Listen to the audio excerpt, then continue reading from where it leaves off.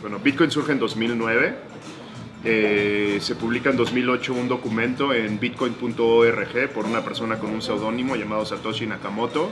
Es un papel que incluso está en español, está en bitcoin.org y también lo pueden encontrar versión en español y varios otros idiomas que se ha traducido. Es un PDF de 9 páginas donde decía cómo iba a funcionar un sistema persona a persona sin intermediarios. De hecho, el sistema se llama así: Peer-to-Peer Electronic Cash. Entonces, lo que hicieron ahí es decir, ok, si no tenemos bancos centrales, si no tenemos banca y si no tenemos un sistema financiero, ¿de qué manera yo puedo enviar dinero, valor, sin que haya ninguna institución ni ninguna empresa involucrada? Y es ahí donde surge la idea de Bitcoin. Entonces, un poco como lo hacen es que cada uno de los usuarios puede tener acceso a la red. Es una tecnología abierta, es una red abierta donde cualquiera puede montarse y hay varias invenciones muy ingeniosas. Uno es decir, pues ¿cómo sé que algo que es digital no va a ser falsificado?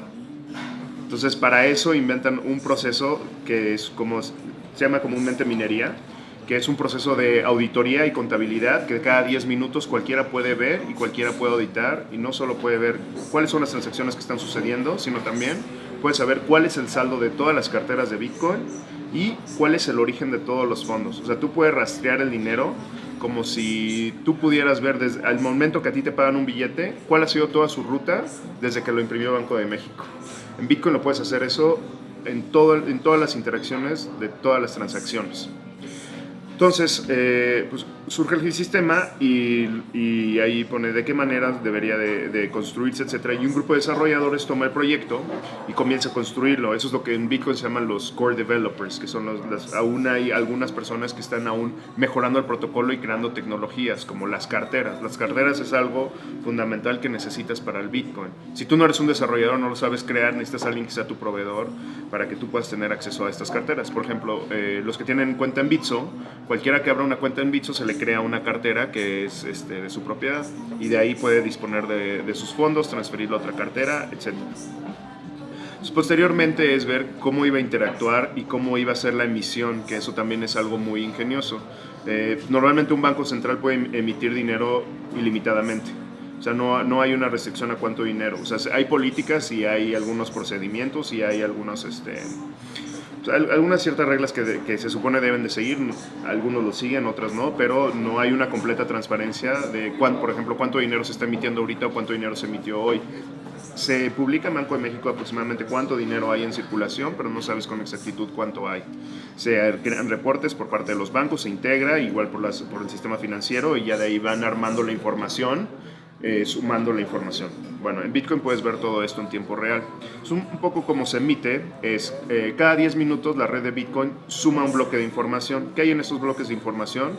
Las transacciones que están sucediendo y los nuevos Bitcoins que se van liberando. Los Bitcoins se van liberando cuando tú prestas tu poder de cómputo para hacer este proceso que se llama minería, que es un poco la contabilidad y la auditoría de toda la red.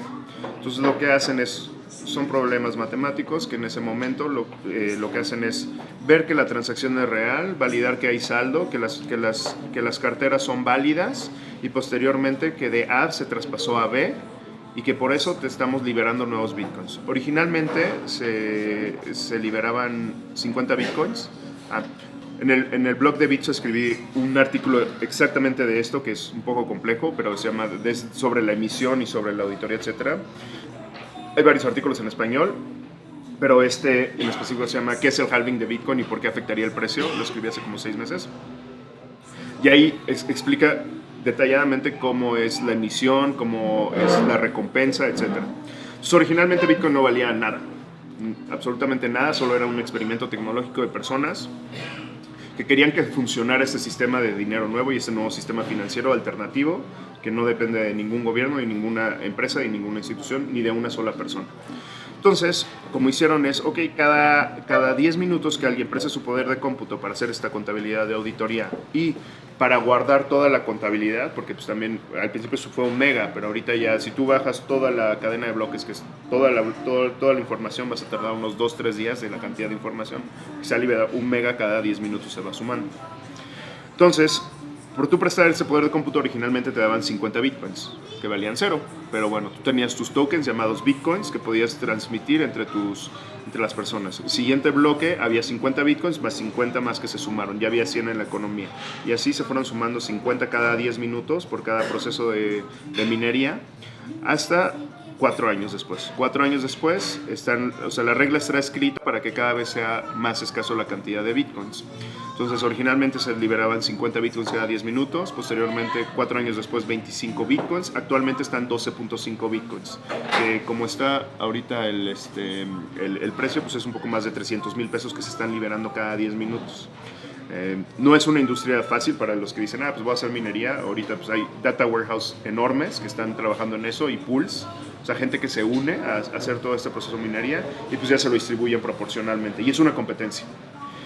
Entonces, pues así es como van liberándose los bitcoins. O sea, ¿a través de qué? Del otro lado, prestar tu trabajo, y eso se llama proof of work, prueba de trabajo, de que alguien trabajó, de que se auditó y que todo el mundo, cuando alguien realiza esta contabilidad y esta auditoría, lo distribuye en lo que se llaman los nodos, que serían todas las computadoras que están conectadas, y ahí se distribuye toda la información en tiempo real. Entonces, todo el mundo tiene toda la información en tiempo real y la puede consultar. Entonces, es el sistema más transparente que yo he visto en cuanto a dinero. Y como también es una tecnología abierta, puedes sacar reportes en tiempo real. Hay páginas, por ejemplo, una se llama TradeBlock y otra blockchain.info, donde puedes ver en tiempo real cuántos bitcoins se están traspasando, cuántos se están liberando, cuántas transacciones están sucediendo, cuántas carteras hay. Toda la información de toda la economía Bitcoin la puedes ver. Entonces, pues bueno, ya que empezaron a probar el sistema, la primera transacción fue en enero del 2009. De hecho, pueden ver absolutamente todos los bloques desde el bloque 0. Y algo muy curioso es que esos bitcoins, los primeros bitcoins pasaron en el primer bloque, y ahí están esos 50 bitcoins y nunca se han movido. Esto es por algunas razones. Uno, la persona que lo creó dijo, no los voy a mover, y otro, también es una prueba para que demuestra que el sistema hasta ahora no ha sido ni puede ser hackeado. Si alguien pudiera hackear eso, pues ahí hay una recompensa de 50 bitcoins, y como esa cartera hay muchas donde nunca se han movido los bitcoins. Entonces, tú los puedes incluso ver, rastrear, intentar hackear lo que quieras, y no se ha podido. Hasta ahora no ha podido ser hackeada la red de Bitcoin una sola vez. Y pues bueno, posteriormente, ya que vieron que servía el sistema, empezaron a crear infraestructura. Entonces, pues las carteras, posteriormente pues los sitios de intercambio como Bitso, o sea, de los primeros pues fueron sitios de intercambio contra dólar americano, y fue cuando empezó a tener un valor. Una de las primeras historias es una persona que vendió una pizza de Papa John's por 10,000 bitcoins y no tenía ningún valor. Entonces eso fue una manera de darle un primer valor al bitcoin. O sea, ¿cuánto vale un bitcoin? Pues 10,000 bitcoins valen 2 pizzas de Papa John's. O sea, eso fue la primera transacción que de este es el valor hasta ahora, ¿no? Posteriormente pues ya empezaron a hacer operaciones comerciales, y empezaron a darle un valor en sitios de intercambio que pues como Bitso son como bolsas de valores en diferentes monedas, donde tú puedes ir intercambiándolo. Entonces, pues ahí fue ya ganando pues algunos centavos, luego algunos dólares, y luego más gente se fue sumando al sistema y construyendo tecnología sobre ella, porque se fue creado para hacer un sistema de dinero persona a persona, pero puedes hacer más cosas con esa tecnología. Por ejemplo, ahorita te metes a ver lo que es la tecnología que le llaman blockchain, cadena de bloques, que son los bloques de información donde se van almacenando toda la información, y puedes hacer, por ejemplo, un notario digital. Tú puedes dejar un evento en la cadena de bloques de Bitcoin o de cualquier otro sistema y decir, en este momento yo tuve un evento, en este momento yo le mandé un correo a esta persona y valido que este es el documento, y la persona puede subir y ver, sí es el documento que yo lo subí, y ahí queda un timestamp de manera indefinida. Entonces, posteriormente pues empezaron a crearse nuevas soluciones. Digo, esas son de las más nuevas, que llevan como unas 2-3 años, pero pues anteriormente la mayoría de las aplicaciones eran financieras. Entonces, pues primero surgen los sitios de intercambio, luego surgen los procesadores de pagos.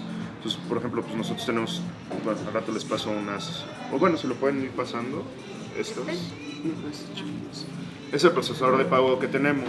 Entonces, lo que hacen esos es, a ti te llega un pago con Bitcoin y lo puedes dejar en Bitcoin, pero pues normalmente si tú eres un comercio y necesitas hacer pagos, pues tú lo necesitas en pesos o en dólares. Entonces, estas soluciones lo que hacen es que tú cotizas en pesos, por ejemplo, con nosotros, pues yo quiero 200 pesos, y te va a decir, ok, necesito esta cantidad de Bitcoins a esta dirección.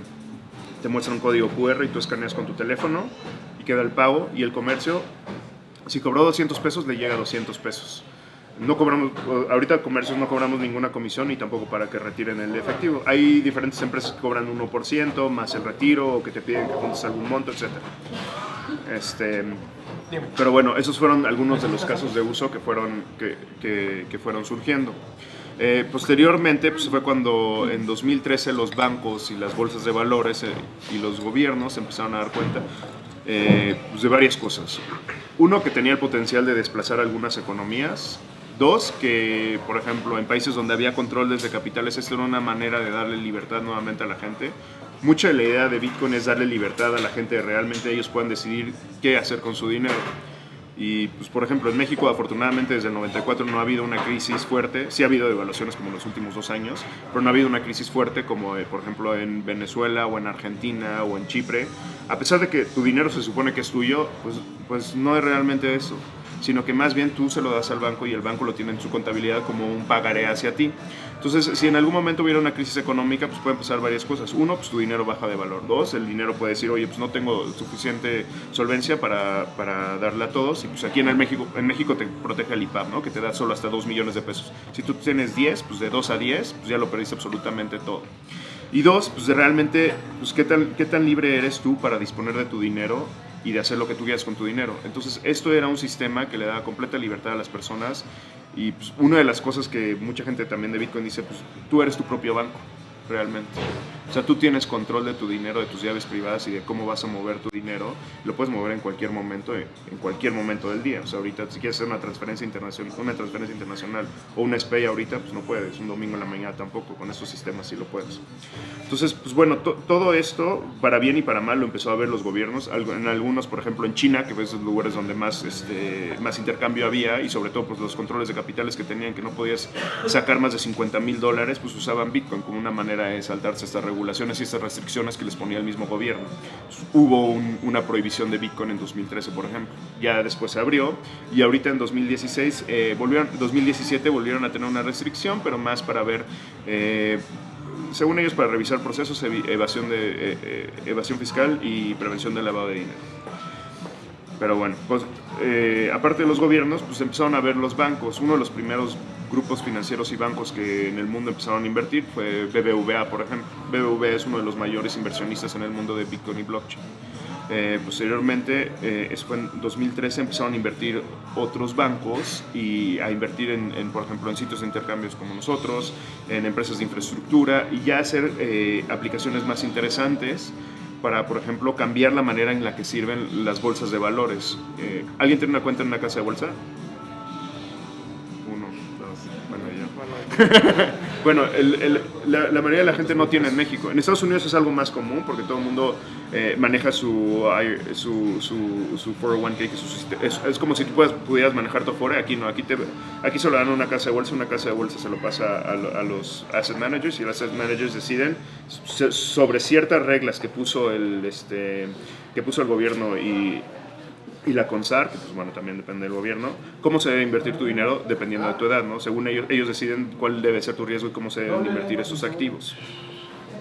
Entonces, pues bueno, empezaron a ver de qué manera también podían usar esta tecnología, por ejemplo, para propiedad.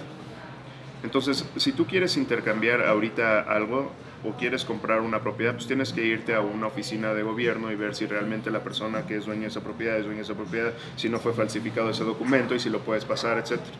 Con esto no, tú puedes subir todos los eventos, así como los notarios digitales, también puedes subir propiedades y eventos, crear incluso un token o una moneda similar a Bitcoin. O sea, Bitcoin es el más grande, pero hay 1000 tecnologías. O sea, sí se conoce porque es una moneda, pero realmente es una tecnología. La moneda es como una de las aplicaciones más utilizadas que corre sobre ese sistema, sobre esa tecnología. Pero igual hay 1000 tecnologías, ya un poco más de 1000. La mayoría tienen muy poco valor y son poco relevantes, pero hay unas muy interesantes. Hay un sitio llamado CoinMarketCap, bueno, después les paso las ligas, donde pueden ver todas las monedas que hay. Y por ejemplo hay unas que están dedicadas nada más para el registro público de la propiedad y donde con algunos gobiernos sí están teniendo programas pilotos para pasar la propiedad y para correr en paralelo los sistemas y poder intercambiar la propiedad y poder revisar con una llave, o sea, digital, realmente si esta persona es dueño de esto. Entonces, esto que hace, pues sí, propiedades, pero también uno de los inversionistas más grandes posteriormente son Nasdaq y New York Stock Exchange, que son las bolsas de valores más grandes del mundo, y también Chicago Mercantile Exchange. Y lo que ellos están intentando crear, el año pasado lanzó Nasdaq una bolsa de valores con una prueba piloto de seis empresas, es poder tener bolsas de valores 24/7 y donde puedas liquidar y operar las transacciones en tiempo real. Si tú ahorita compras una acción, realmente no es tuya. Dependiendo del mercado y el país, va cambiando en el momento en que se convierte en tuya. Aunque tú tienes el registro internamente, por ejemplo en México te da 72 horas hábiles en que realmente tú tengas esas acciones. Y puede ser que incluso en esas 72 horas hábiles no lleguen. Entonces, con esto lo que sucedería es como Bitcoin. Con Bitcoin tú pagas y en ese momento tienes los Bitcoins. Entonces, con las acciones tú podrías hacerlo digitalizar todas las monedas o digitalizar activos y hacer un mercado de valores, pero de todo. O sea, yo te cambio mi casa por 1.000.000 de acciones de Apple, por ejemplo, ¿no? Y cosas así. Realmente una bolsa de valores, no solo de acciones. Entonces, estas son las aplicaciones que un poco vieron para comenzar a invertir y posteriormente ya 2014 comenzaron a invertir más, 2015, 2016 y ahorita ya casi no hay ningún banco en el mundo que no haya invertido en alguna empresa de Bitcoin o blockchain. Incluso ellos mismos han creado sus propios que les llaman contabilidades distribuidas o sistemas contables distribuidos o distributed ledgers o sus sistemas de sus blockchains privados, donde pues, lo que intentan es, como Bitcoin lo que hace es interconecta los sistemas y lo puedes automatizar y puedes hacer punta a punta soluciones, es crear un poco estos sistemas para facilitar un pago internacional. Si tú quieres hacer un pago internacional, por ejemplo, uno de los más sencillos, de peso mexicano a dólar, pues primero deposita a tu banco, el banco cierra la transacción, lo pasa a una casa de cambio, el casa de cambio lo pasa a un banco corresponsal, el banco corresponsal lo pasa a un banco corresponsal en dólares, el dólar lo pasa al banco y el banco lo pasa al banco final donde hace la transferencia. O sea, todos esos pasitos tienen que hacer nada más para hacer una transferencia internacional en dólares y ahí quieres tiempo, dinero y aparte hay margen de error. Ahora, si tú lo haces con una moneda que ni siquiera hay una paridad contra pesos mexicanos como la rupia india, aparte tienes que pasar por dólar y aparte tienes que hacer ese proceso para pasar por rupia india. Una de las cosas que hicimos y que ahorita nos interesa mucho es la parte de pagos internacionales. Llevamos casi un año con algunas pruebas piloto y una de las personas que nos habían pedido eran pagos a la India. Entonces él nos decía, tardan como 3 semanas mi pago y pierdo como entre 20 y 30% de mi dinero. Interconectamos con un sitio similar a Bitso en la India, le tuvimos un pago en menos de una hora y casi tipo de cambio spot. O sea, ningún banco puede hacer eso, ni ninguna institución ni nadie. Entonces, eso es lo que ayuda a la tecnología, o sea, simplemente sería como sí, es la moneda y todo, pero automatizas la tecnología, entonces lo único que estás haciendo es usándolo como vehículo. Entonces, entran pesos a Bitso, nosotros han transferido un SPAY a Bitso, tenemos una integración con el sistema financiero que si tú depositas, en segundos se acredita, en ese momento lo que hace la automatización es ya sabe para lo que va el depósito, ya está del otro lado cotizado, compra la cantidad de bitcoins que se necesita, lo manda al sitio de India, allá en cuanto lo recibe lo vende y nada más se convierten en 2 transferencias locales. O sea, sería como un SPAY en México, un SPAY en India y en medio nada más una transferencia de bitcoin. Todo esto, lo único que ve el cliente es estos 2 puntos. Nosotros automatizamos esto. Entonces, no hay todo ni las comisiones, ni los intermediarios, ni estarle hablando a la gente del banco, buscando la transacción, dándole seguimiento, todo eso, pues, se elimina un poco.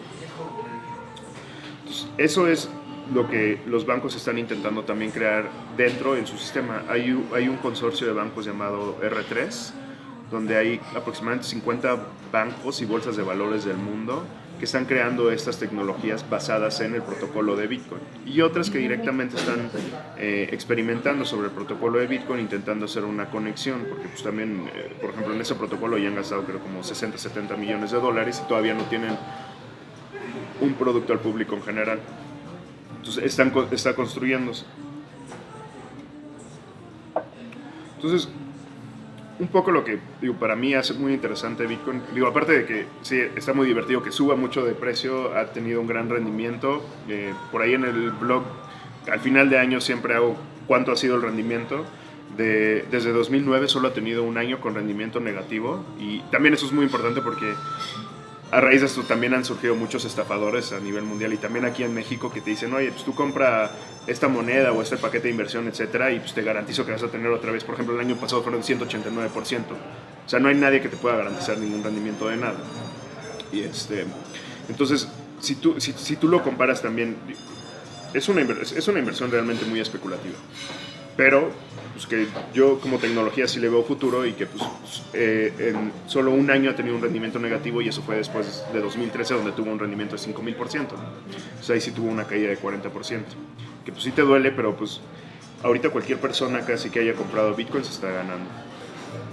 Entonces, hay gente que lo ve como especulación, como ahorro, como inversión, como pago, y es un poco también lo que hemos intentado hacer con los clientes. Ahorita tenemos 3 años operando en México, en abril cumplimos 3 años y al principio pues, fue un poco complicado porque pues, nadie sabía lo que era Bitcoin en México y fue abrir no solo una empresa sino abrir una industria en México y pues también hablar con los reguladores para que entendieran que pues, esto no es una herramienta de lavado de dinero, al contrario. Ya que nosotros le hemos hablado con los reguladores, les hemos enseñado cómo es una herramienta muy buena para evitar lavado de dinero y donde le puedes dar rastreo a todas las operaciones. Solo tienes que saber cómo hacerlo. Pues ese tipo de herramientas pues, son las que usamos nosotros para prevenir ese tipo de acciones.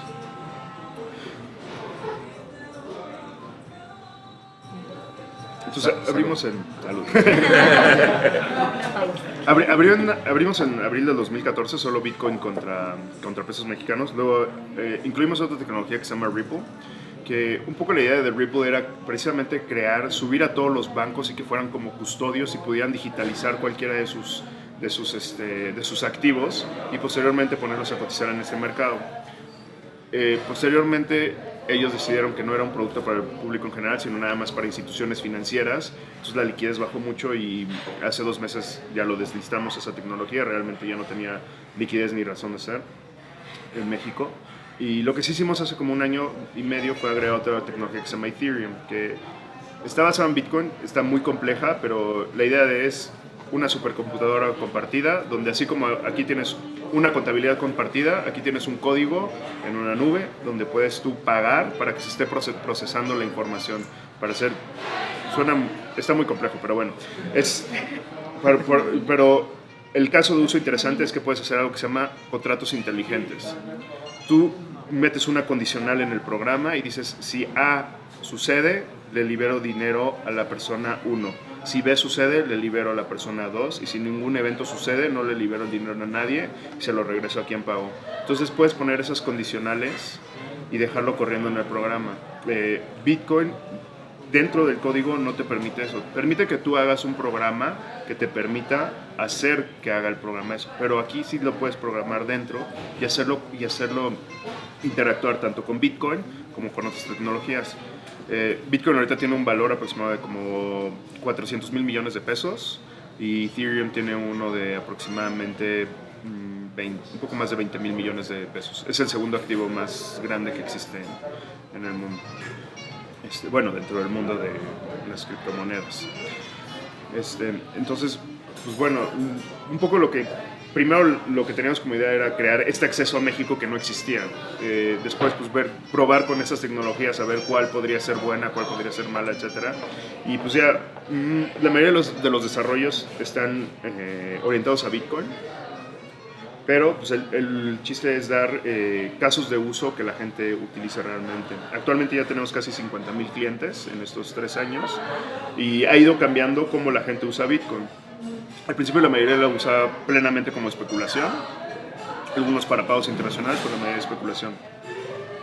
Ahorita y sobre todo pues, por la subida del Bitcoin y pues, que el peso ha perdido más de 50% en 2 años, 40% de los usuarios nos han dicho que usan Bitcoin para ahorro e inversión.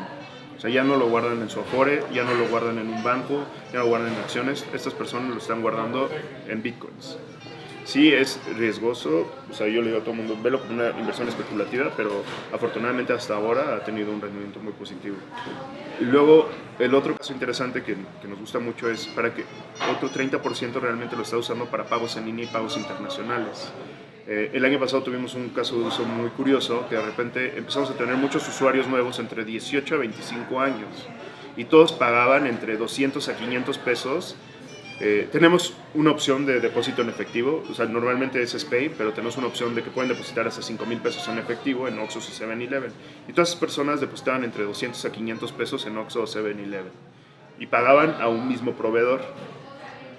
Tenemos ese proveedor se llamaba BitPay, y BitPay es el procesador de pagos más grande del mundo, y tenía un cliente que se llamaba Steam.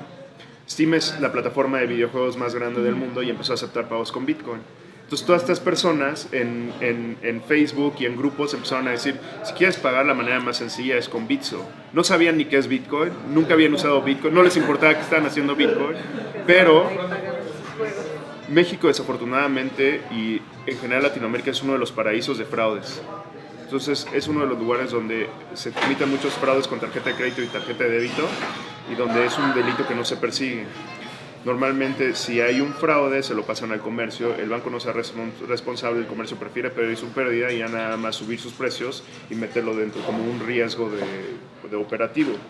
Entonces es un delito que desafortunadamente no se persigue en México. Entonces aquí en México hay personas dedicadas a esto, y en muchos sitios como Steam no admiten tarjetas de débito por la incidencia de fraude. Y en muchos sitios internacionales no aceptan una tarjeta de débito mexicana. Una de crédito sí, pero una de débito no. Entonces todas estas personas entre 18 y 25 años no tenían tarjeta de crédito ni les prestaban tarjeta de crédito. Entonces lo que hacían era pedirle a la mamá, a la tía, al primo, al hermano que le prestaran su tarjeta de crédito para comprar sus videojuegos y después le daba el efectivo. Entonces, esto para ellos fue una manera de poder comprar sus videojuegos, y pues a nosotros también nos dio un nuevo rango de usuarios que no teníamos contemplado. Pues fue muy bueno, y estos casos de uso es lo que también ayudan y apoyan para decir lo que muchas veces es cuando no se conoce esto de que, oye, Bitcoin se usa para lavado de dinero y la Deep Web, etcétera. De los 50,000 usuarios que tenemos, hemos cerrado como 10 cuentas nada más, porque realmente lo estaban usando en uno de estos mercados. Entonces, realmente ese caso de uso es casi mínimo. Y yo personalmente llevo en Bitcoin como 5 años, y he conocido en todo ese tiempo como 2-3 personas que realmente han comprado y cosas en un mercado ilegal. O sea, no es un caso de uso tan grande. Sí fue un caso de uso muy sonado. Hubo en 2014 un arresto de una persona por Silk Road, Russ Ulbricht. Y lo que hicieron ahí fue un poco, hay mucha polémica en el caso, porque sí, era un mercado libre, pero realmente un mercado libre, donde podías intercambiar así armas, drogas, lo que tú quisieras. Pero a él le dieron cadena perpetua por todos los crímenes que se pudieron haber cometido en potencia con todo lo que vendió. Entonces realmente querían hacer un ejemplo con eso. O sea, o sea, sí cometió un crimen en facilitar digamos que el narcotráfico en su país, pero no para de que lo culparon, por ejemplo, por todas las pistolas que vendió, por todos los asesinatos que se pudieron haber cometido, por todas las drogas que vendió, por todos los sobredosis que pudieron haber existido. Entonces tiene cadena perpetua y tiene como 28, 29 años. Salud. Bueno, salud. Entonces ese fue un caso muy sonado, y por eso es porque la mayoría de la gente lo conocía. Pero también es donde el FBI, en algún momento el FBI era quien más bitcoins tenía de todo el mundo, porque incautaron todos los de Silk Road. Y ahí pasó algo muy curioso. Los agentes de antidrogas y los agentes del FBI que estuvieron en el caso hicieron todo lo que a él le culparon. Fue un poco bueno. Y después a los policías sí los metieron aproximadamente 6 años en la cárcel por haber hecho eso. Entonces ahí fue cuando el FBI se dio cuenta de que realmente no era una tecnología que era irrastreable y que no podía realmente ver, etcétera, sino que al contrario.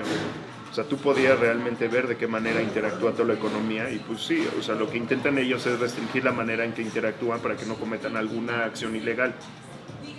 Entonces, de hecho, el FBI también hace, y CIA y todos, hacen pláticas de Bitcoin y blockchain, el gobierno de Estados Unidos, y son parte, también tienen áreas de investigación dedicado a toda esta tecnología.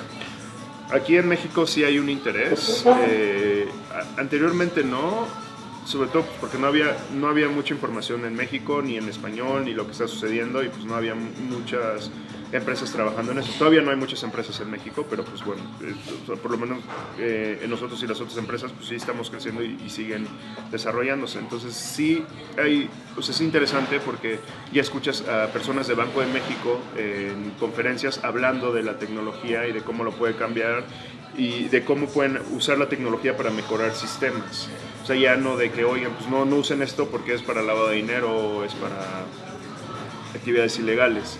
Entonces, un poco ha ido cambiando a ver de qué manera se puede usar las ventajas de esta tecnología para crear mejores sistemas financieros.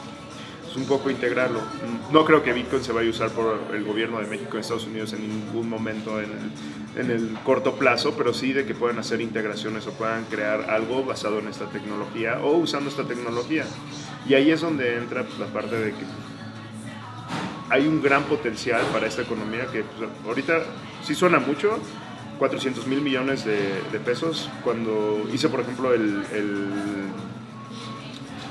del rendimiento de 2016, lo comparé con el oro, el dólar y Nasdaq, que es la acción de la Bolsa Mexicana de Valores que replica el índice, y puse los rendimientos y pues Bitcoin aproximadamente sería del tamaño de la acción más grande de la Bolsa Mexicana de Valores, entonces no es tan grande como un país como México o Estados Unidos, etcétera, su economía. Y todo lo que está creando, aparte de los sistemas financieros, pues yo sí le veo mucho potencial de crecimiento. Yo también, antes de eso, trabajé 13 años en casa de bolsa y cuando vi todo el potencial de la tecnología, fue cuando decidí cambiar un poco y empezar a emprender en esto. Y es muy interesante cómo también los bancos, o sea, incluso aquí en México mucha gente me decía, pues cómo, o sea, es un trabajo seguro, te va bien, etcétera, y pues esa tecnología pues nadie la conoce, a nadie le gusta, etcétera, y ahora que vayan a eventos como estos que hemos tenido en otros lugares y que digan, oye, necesitaba algo que nos asesore de cómo podemos integrar la tecnología. Y curioso porque la mayoría de los bancos aquí pues son corporativos internacionales donde ya invirtieron y donde les interesa la tecnología, y ahora ya también los bancos mexicanos están viendo de qué manera pueden incorporar esa tecnología, igual y no como dinero, pero pues sí, por ejemplo, para lo de intercambio de propiedad, para lo de notarios digitales o diferentes aplicaciones. Todavía ni siquiera se conoce el potencial de toda la tecnología, apenas va a cumplir 10 años, entonces ni siquiera se sabe todo lo que se puede hacer. Y como mencioné, también hay 10 derivados que igual y sus aplicaciones ni siquiera son financieras.